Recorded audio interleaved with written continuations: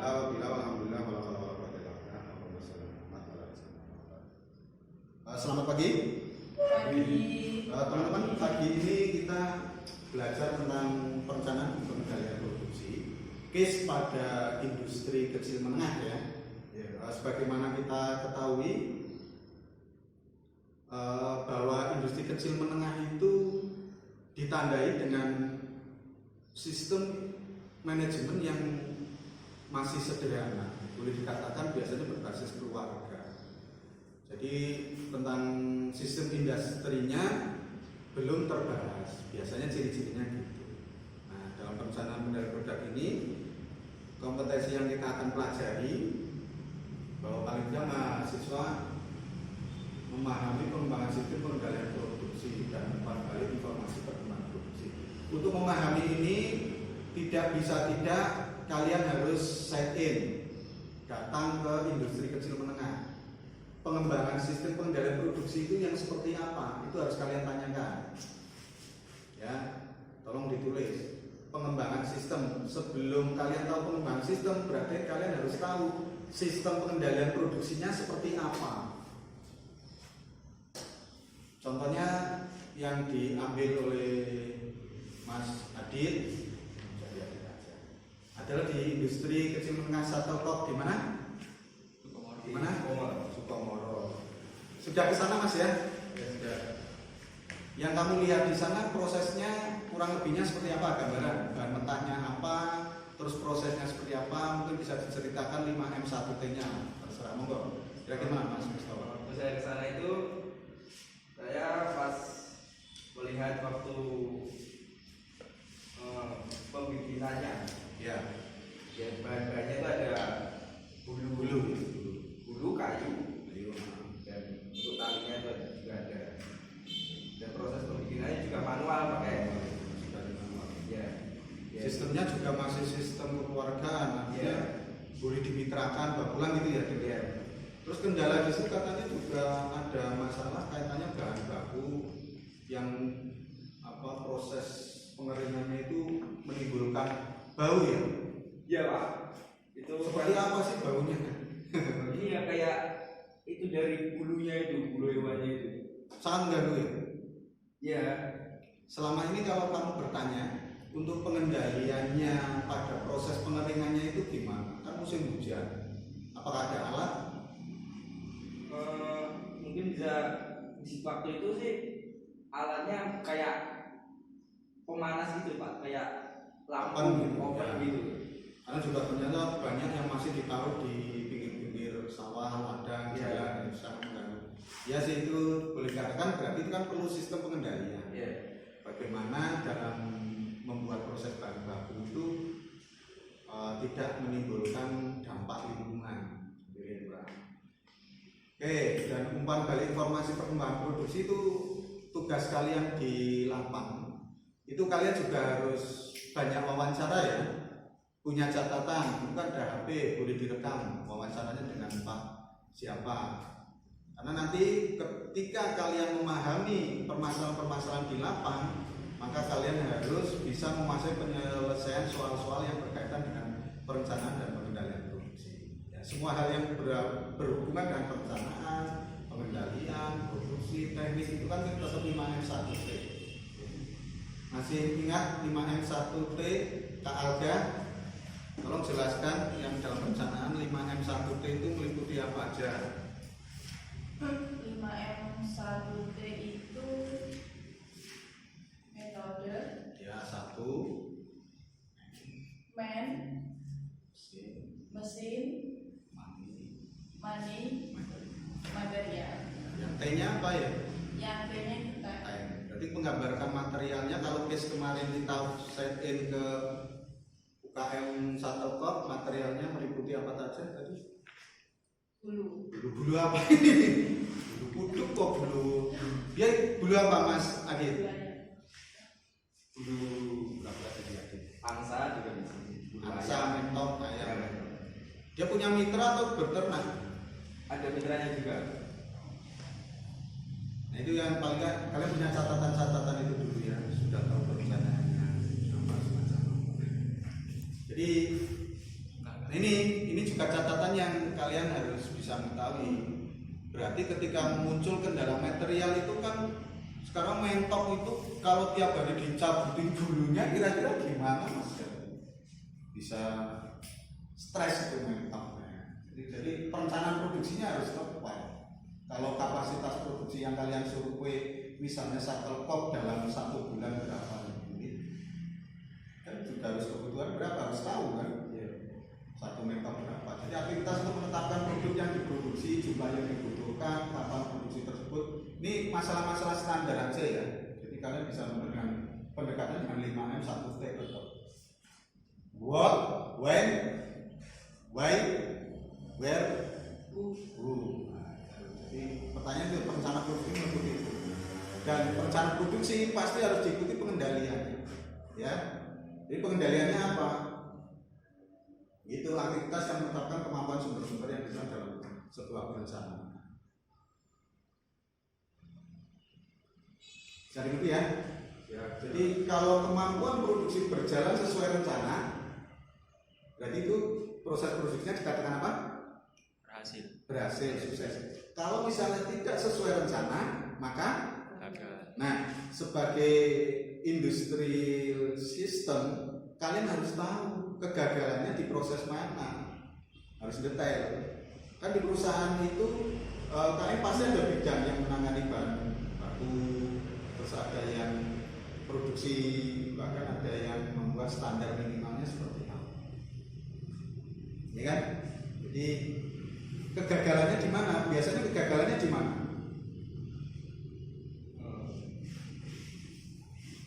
Ya mungkin sangat kompleks. Bisa jadi kadang stoknya banyak, kayak waktu pandemi kemarin, apa yang terjadi? Ya, pembelinya berkurang karena memang jaga jarak, nggak ada orang bermain. Perlombaan 2 tahun terakhir itu sempat ditutup juga tuh internasional. Olahraga itu juga tutup. Itu kan mestinya akan mengalami dampak.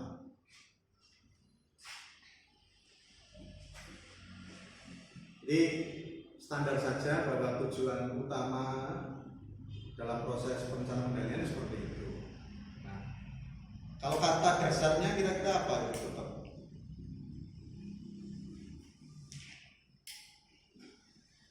Kalau kita ada di perencanaan dan pengendalian, di sini kan ada sama, kan di sini kan produksi loh. Berarti permasalahan bandnya pasti ada di sini. Kalau diproduksi meliputi apa? Kalau kita cara pandangnya melihat dengan 5M 1P, di situ ada persediaan kapasitas. Persediaan berarti apa? Bahan baku. Stok gudang harus ada kan? Pasti ada. Dan kemampuan ini perlu kalian identifikasi. Kalian juga harus mempunyai kemampuan kaitannya dengan ini. Kalau mesin,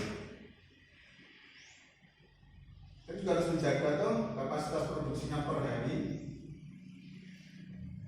Kapasitas, ini terus dan dengan sabutnya, kapasitasnya, standarisasinya, penyimpanan, pergerakan material itu yang menimbulkan bau. Jika material cepat kering segera dimasukkan gudang kan nggak menimbulkan bau kan? Oke, lanjut. Kalau T-time berarti kan dengan efisien dan efektif. Di situ itu dia produksi terus tanpa ada order atau dia produksinya kalau ada order. Itu juga waktu ada order juga produksi, waktu nggak ada order juga produksi buat simpanan. Produksinya tetap efektif efisiennya jangan sampai menumpuk di gudang mestinya. Tapi kan paling tidak kok itu kan nggak busuk kan. Pabriknya besar, skala rumah tangga itu. Jadi kerja di rumah ya kan, menyatu dengan rumah. Hanya ada rumah dan rumah istri. Yuk, case-nya tentang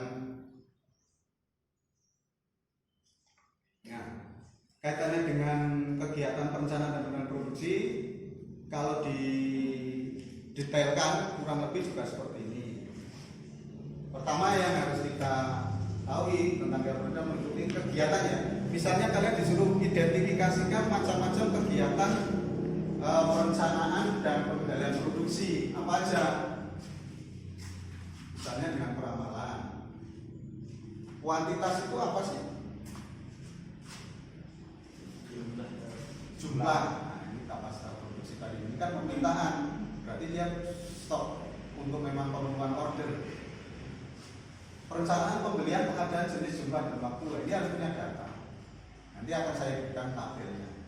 Terus ini perencanaan persediaan jenis, jumlah dan waktu. Saya mengejar kegiatan ini kan misalnya membayangkan memang kalian harus praktek. Kalau praktek berarti kalian ya, tahu misalnya yang di perencanaan kapasitas. Nah, ini perencanaan persediaan sama kapasitas. Bagaimana kalian membedakan ini? Ini jenis, jumlah dan waktu. Perencanaan kapasitas tenaga kerja, mesin dan waktu. Mau nggak mau harus mencatat. Penjadwalan, scheduling. Ini juga menjadi tema skripsi juga satu-satu ini. Jadi kamu bisa punya tema skripsi 9 ini sudah ditulis. Harapan saya ini ditulis ya. Bagi foto dulu boleh, tapi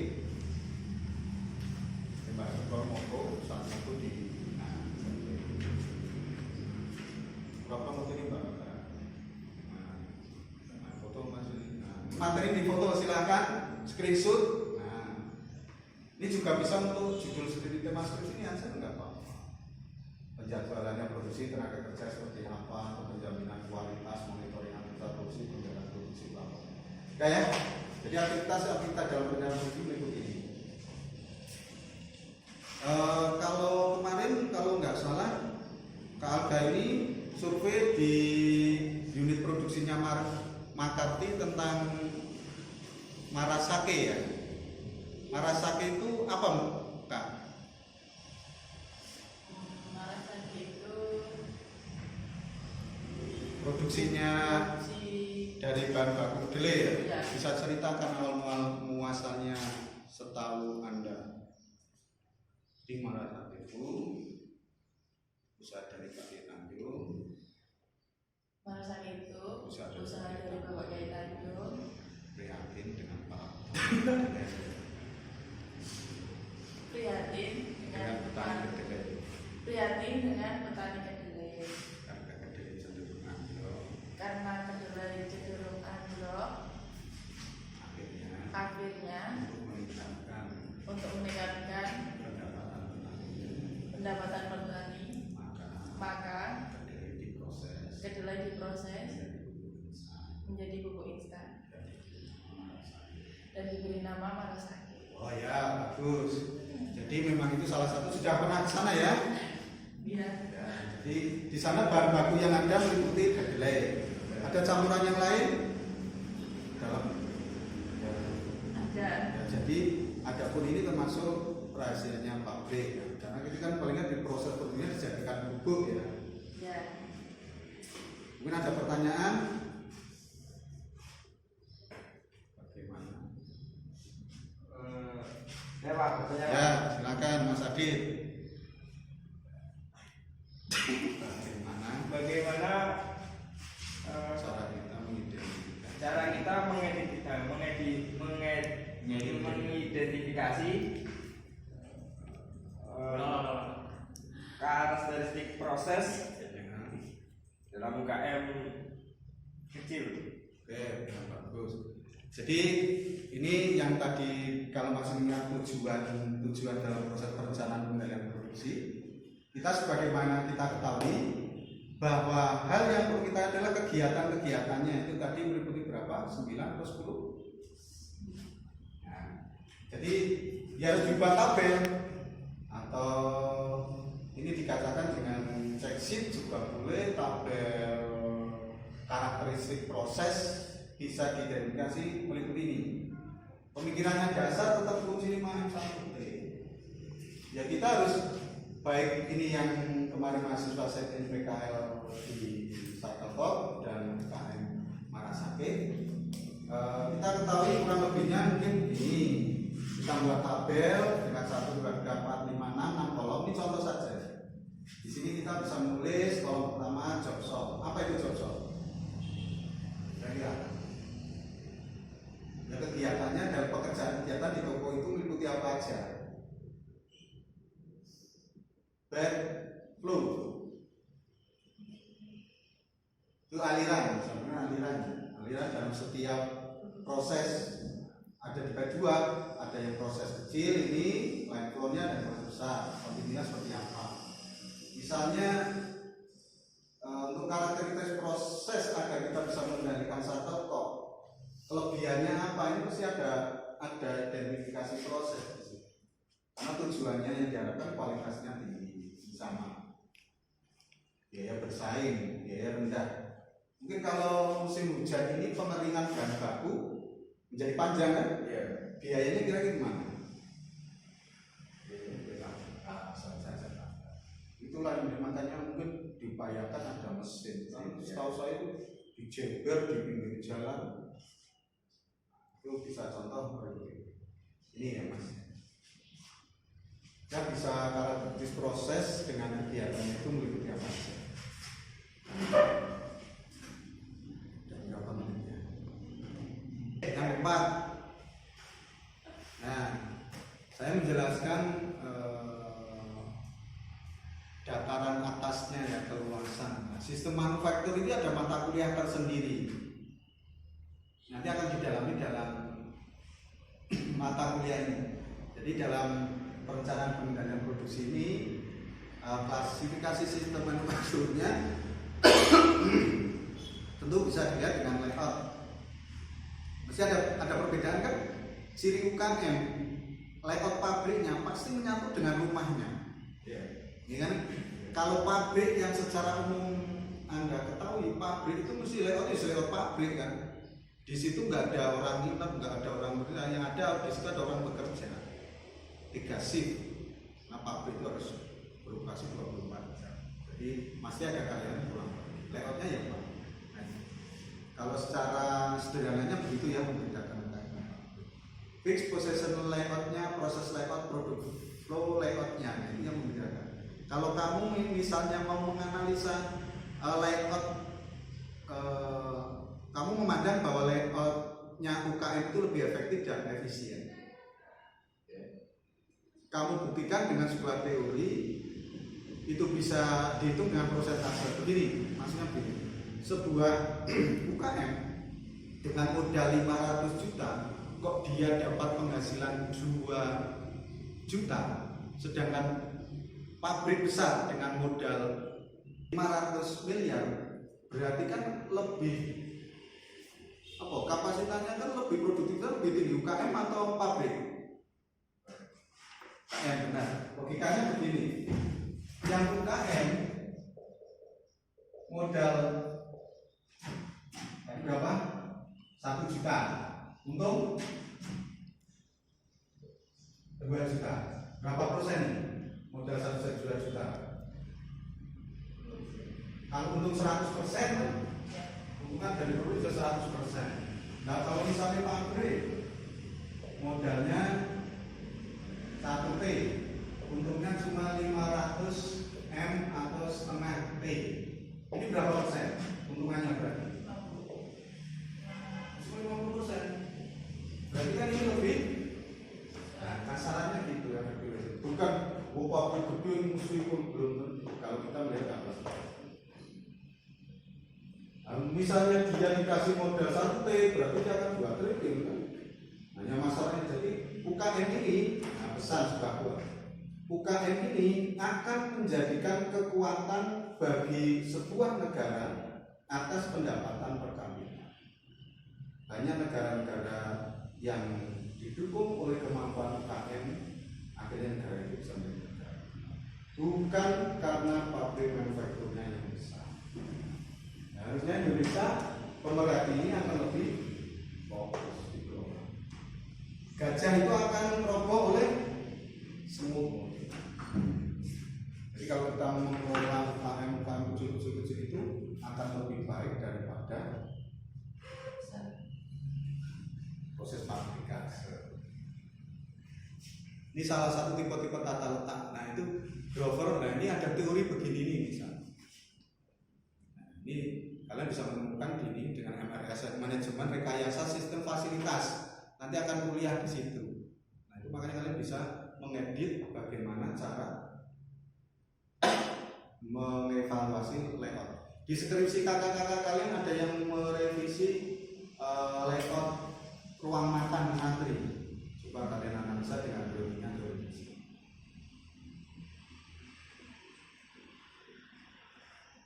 Nah endingnya ini minimal kalian punya catatan kaki tentang ini. Yang pertama, jenis produksi memerlukan proses perencanaan dan pengendalian yang berbeda. Tidak ada kemutlakan.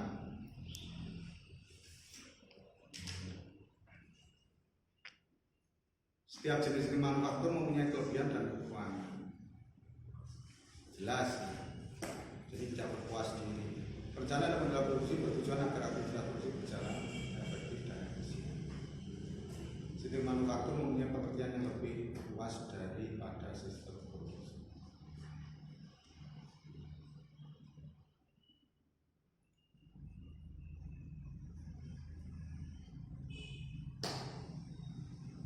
Ada pertanyaan?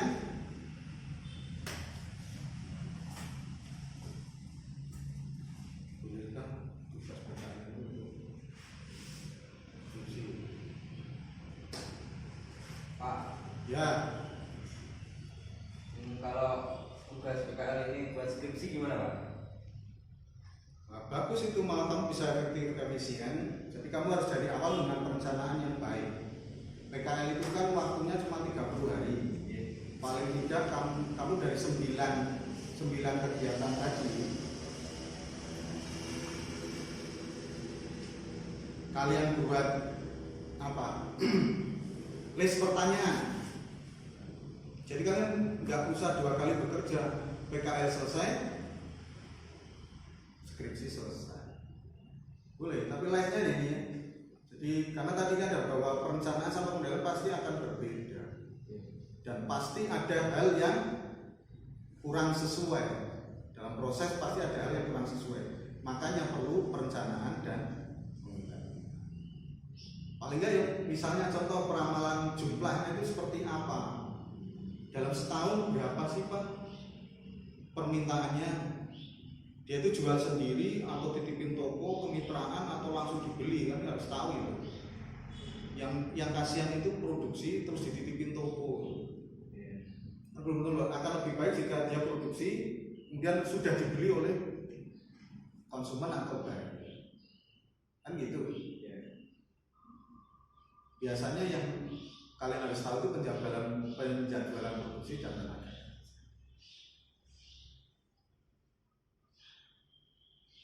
Kalau tahu itu enak, kan di sana ada ciri-ciri UKM itu kan manajemennya masih manajemen kekeluargaan. Jadi nggak ada punishment, hukuman. Pak maaf saya nggak bisa hadir ya Ustaz. Maaf Pak nggak hadir nggak apa-apa. Coba di pabrik kamu mangkir 1 hari sudah potong, apalagi 3 hari berturut-turut pasti SP1. Ya, kualitasnya seperti apa? Oke. Mungkin kajian perencanaan produksi pada hari ini cukup sekian dan semoga bermanfaat. Mari kita tutup dengan bacaan hamdalah. Alhamdulillah. Oke, yang dapat saya sampaikan, kurang lebihnya mohon maaf. Jangan lupa evaluasi tentang kesimpulan perencanaan produksi bahwa sebuah proses produksi pasti ada yang tidak sesuai. Oleh karena itu dibutuhkan perencanaan dan pengendalian. Kalau teorinya perencanaan dan pengendalian harus divisi yang berbeda agar bisa mengevaluasi secara objektif, tidak subjektif. Ya, jangan lupa pertemuan besok kita akan menginjak pada pembahasan peramalan. Ya, peramalannya seperti apa? Tolong kata kunci peramalan kalian tulis dan bisa dipelajari dulu sebelum kita memasuki pelajaran di minggu depan. Udah gitu ya. Selamat Siap anak-anakku? Siap. Semoga bermanfaat dan semangat belajar. Akhir qoli bila hidayah. Assalamualaikum warahmatullahi wabarakatuh.